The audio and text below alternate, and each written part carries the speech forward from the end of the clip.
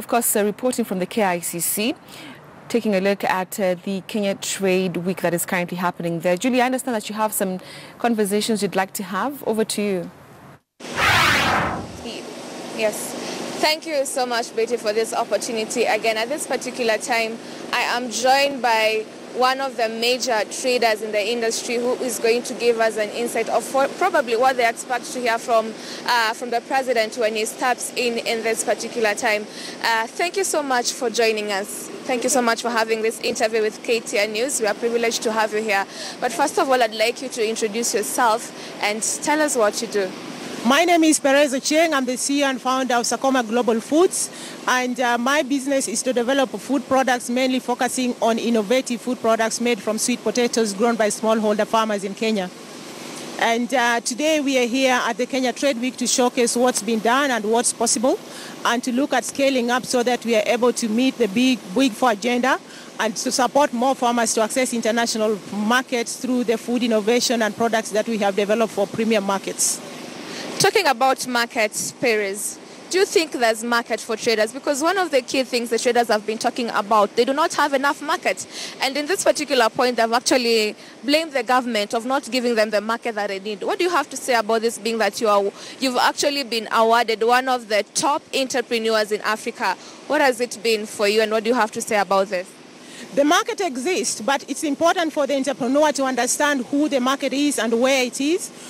In our product development strategy and innovation and accessing international markets, we have started by researching the market. What does the market require? Who is a consumer? What do they want? In what format do they want it? How do they want to consume sweet potatoes? It's not just about shipping sweet potatoes in its fresh form.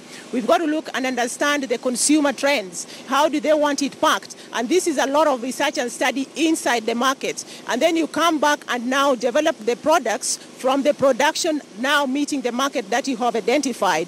Researching the markets is a proactive and a very important part of the process of opening access to new markets, because you've got to understand how can you develop innovative products that fits into that market at the right price, and at what time, what consumer group are you looking at? What is their needs? For example, in Europe now there's a big trend and a big move toward healthy foods. And how do we supply and satisfy that market using sweet potato either in its own form or as a premium product developed with other ingredients? And this is what we have done. So the most important thing is identify the market, research on the market, do tests with the market, develop products and redevelop the products until you find the perfect fit for that particular market. So according to you, Perez, you'd actually say that support from the government is there. The government is supporting the manufacturers both locally and internationally.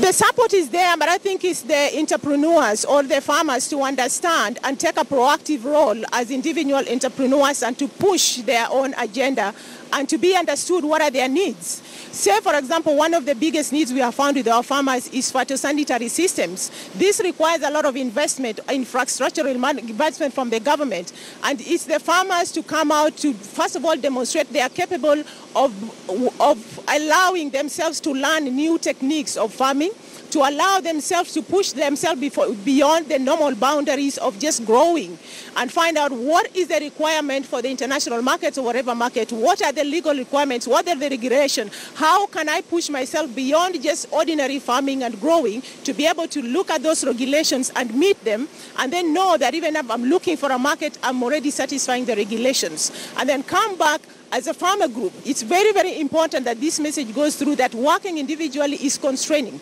But when you work as a group, you collaborate and you collate your power, because big buyers are not looking to interact or contract small companies, because contractual obligations become burdensome when you're a small company or a small business or a small farmer. So collating together in terms of farmer groups, cooperatives is very important to approach the market as a group, and you're able to supply bulk. So this is also very important, not looking at the farmers individually, but collaboration in the business or in that particular sector or product that you're doing. Yeah, to my last question to Perez, let me also ask you, we have young entrepreneurs out there. We have very young people who are actually looking up to people like you who've made it in this industry. We have traders who are also looking up to you, and they say you are doing so well in your export business. So what is that message you'd actually give them to tell them you need to stay up strong in this industry, that you need to make it in this industry? What is that takeaway lesson that you have for them? The most important message is capability. When you get into a sector, you've got to understand and be able to gain new skills that befits that particular sector that you want to excel in. I am an accountant by profession. I studied accounting and finance at Strathmore College, Strathmore University then. And now I'm doing food innovation, master's in food innovation and packaging. So I'll be able to empower myself, build my own capability and be able to understand how do I develop new products, increase shelf life, package them in trends with the global trends of packaging. There's a lot of regulations coming up on plastic packaging, circular economies. I've got to understand that in order for me to excel in this industry. So it's important to look at reskilling yourself. If you're a young entrepreneur that want to succeed in this market, you've got to be proactive, getting into the market, reading, going back to university. A lot of what I've done is around knowledge transfer and partnership with universities, empowering myself, empowering others, empowering others along the supply chain.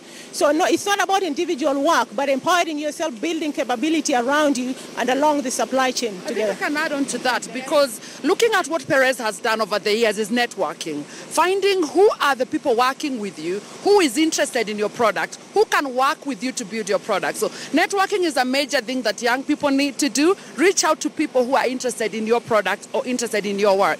It's very important. And she's gone globally in Canada, in Australia, in fact, right now in Italy. She's reaching out to people who can process, people who can actually buy the products. So networking is a big one that I've seen has made success for Perez. Just as we are winding up, Janet, one of the key things that you expect to see in this event, what is that one thing that you're looking out for in this second edition of the Kenya Trade Week compared to last year? For us, I'm loving the fact that they're accepting and celebrating the work that Perez has done. To look at somebody like Perez and the work she's brought up as a diaspora is very, very important. So what I'm looking to this is for the government to engage more diaspora that are really doing amazing work like Perez to reach out, because they're talking at the Trade Week is all about improving exports, 25% of exports. How are they going to do that if they don't work with people who are actually understanding the market? So taking it abroad, work with the diaspora. Thank you so much, Janet. Betty, as you've heard, these are quite very important information that we are getting from one amongst the traders who have actually made it in the country. And you hear one of the key things they're saying is that manufacturers need to do research and look for the right market. At the same time, it is also a takeaway lesson for young people. There's a lot of potential in the country and a lot of innovations that they actually just need to take them to where they want to be. Back to you in studio, Betty. All right, Julie, thank you very much for that.